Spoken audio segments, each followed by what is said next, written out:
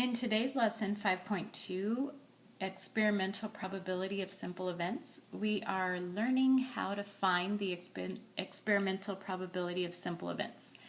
When we're calculating experimental probability, we put the number of times the event occurs out of the total number of trials. Okay, we have some vocabulary words we need to go over. You can use experimental probability to estimate the probability of an event. The experimental, write this down, probability of an event is found by comparing the number of times the event occurs to the number of trials. When there is only one outcome for an event, it is called a simple event. So, in example 1, it says, Martin has a bag of marbles. He has removed one marble, recorded the color, and then placed it back in the bag. He repeats this process several times and records his results in the table. They want you to find the probability of drawing each color, and they want you to write your answer in simplest form. So it tells you step by step what to do here, and it says to first get the total number of trials from the table. So if we look at our table and we look at the frequencies, we're actually going to have to add these up. Okay, so 2 and 5 is 7 and 3 is 10. 1, 2, 3, 4, 5. That is 50 trials. That is our total number of trials. That would be our denominator that goes on the bottom. So as we are looking at this table, we're asked to complete the table, and we're completing it with the experimental probabilities, but we also need to write our answer as a fraction in simplest form for each color. So if we look at red in our table over here, red happens 12 times. Okay, that's the number of times the event occurs, 12, out of a total number of trials, which is 50. And we need to simplify, so I could divide by 2, it would be 6/25. For blue, if you look up here, it occurred 10 times out of 50.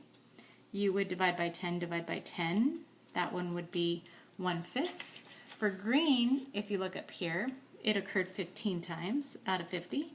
I would have to divide by 5. So that would be 3/10.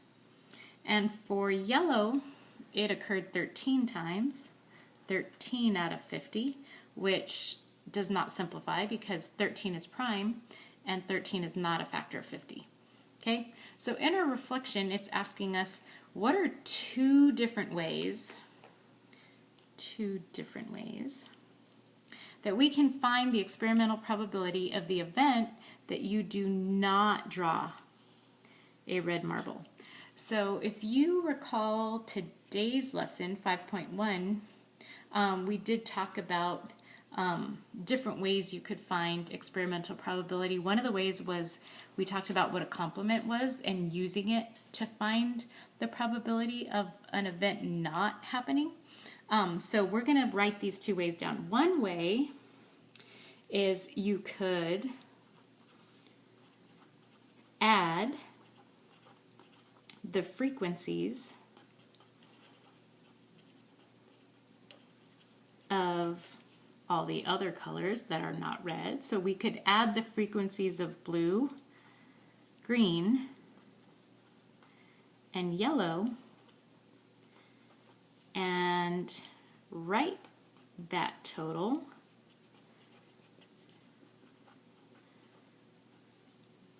as a ratio to the total number of trials. So one way of predicting how many are not red would be to just add the red, the blue, the blue, the green, and the yellow, get that total out of 50. That's one way. Another way would be actually using that complement that we learned about in 5.1, okay, we could, just put you could, use the complement and subtract the probability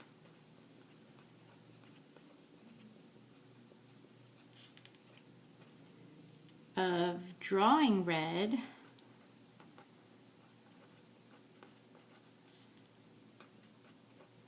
from 1. So if I actually take that probability of drawing red, okay, 6 out of 25, and I subtract it from 1 whole, that could also give me the probability of not drawing a red marble.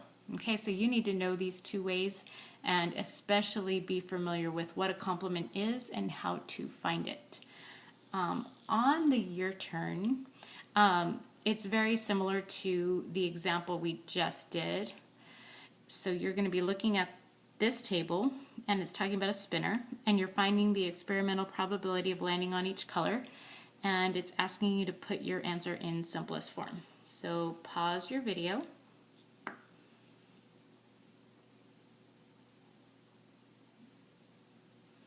Okay, let's see if you guys got those answers correct. It says that a spinner has 3 unequal sections. Those 3 sections are red, yellow, and blue. And the table shows the results of Nolan spins. They want you to find the experimental probability of landing on each color, and they want you to write your answer in simplest form. So we talked about how to write the probability of an event in parentheses. So first we're going to talk about the probability of spinning red, that's the event we're talking about, is going to be 10 out of, you should have added these up to get 30. So 10 out of 30, if I divide by 10, that probability would be 1/3. The probability of spinning a yellow section, or landing on a yellow section, would be 14 out of 30, which divided by 2 would be 7/15. And the probability of landing on a blue section on the spinner would be 6 out of 30, which happens to be divided by 6 would simplify to 1/5. So on the line, you don't have to do all this, but this is definitely how you should be showing your work on your homework, on your work page. And on the line, we're gonna have to label that red is 1/3, yellow is 7/15, and finally blue is 1/5. Okay, flip your notes over to the back. We're going to be talking about making predictions with experimental probability. And on this page, we're going to be talking about what a simulation is. Okay, that's another vocabulary word. So up here, I want you to write that a simulation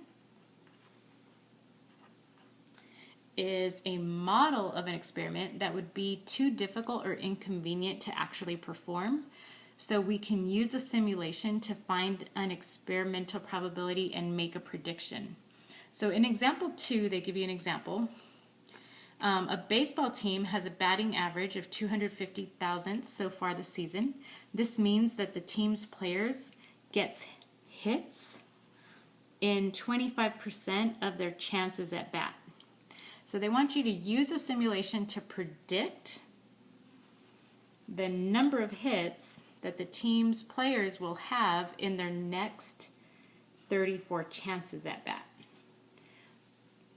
So step 1 says to choose a model.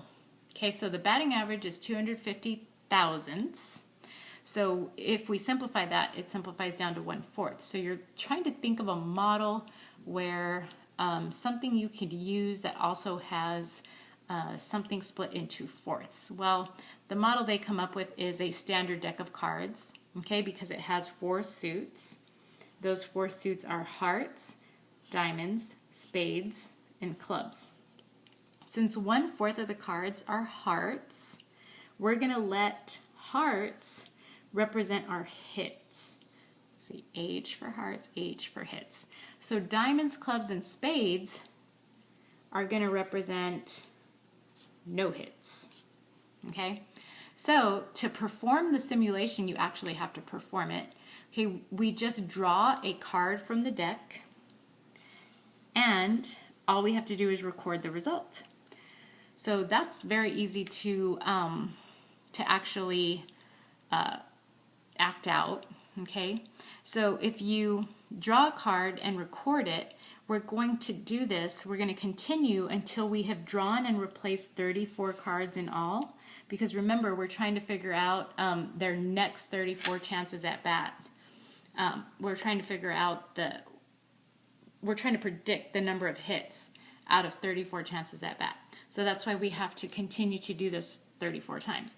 So if I perform this, okay, for the 34 chances at bat, and I draw these cards and I record what I'm getting, okay, and remember that the H's count as the number of hits.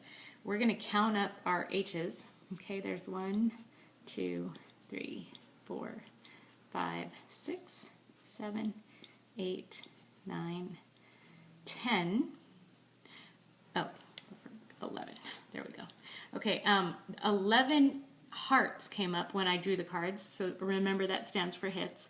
So since there are 11 hearts, we're going to make the prediction that the team will have 11 hits in its next 34 chances at bat. Okay, so this is what you're going to do in the your turn. You're not going to have to come up with your own model. They actually tell you what to use. So on the your turn, I want you to read this example and use the model that they're telling you to use to actually make a prediction. Okay, so pause your video.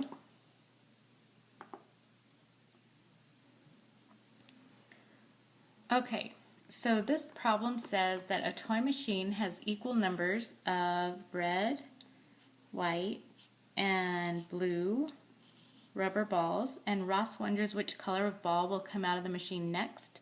So all he wants to know is which color is going to come out of the machine next, and they want you to describe how you can use a standard number cube to model the situation, and then they want you to use a simulation to just predict the next color.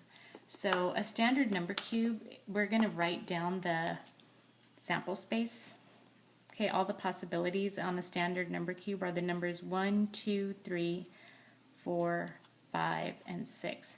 Well, because the machine has an equal number of red, white, and blue balls on it, that's 3 colors. So we have to split the standard number cube into 3 equal sections.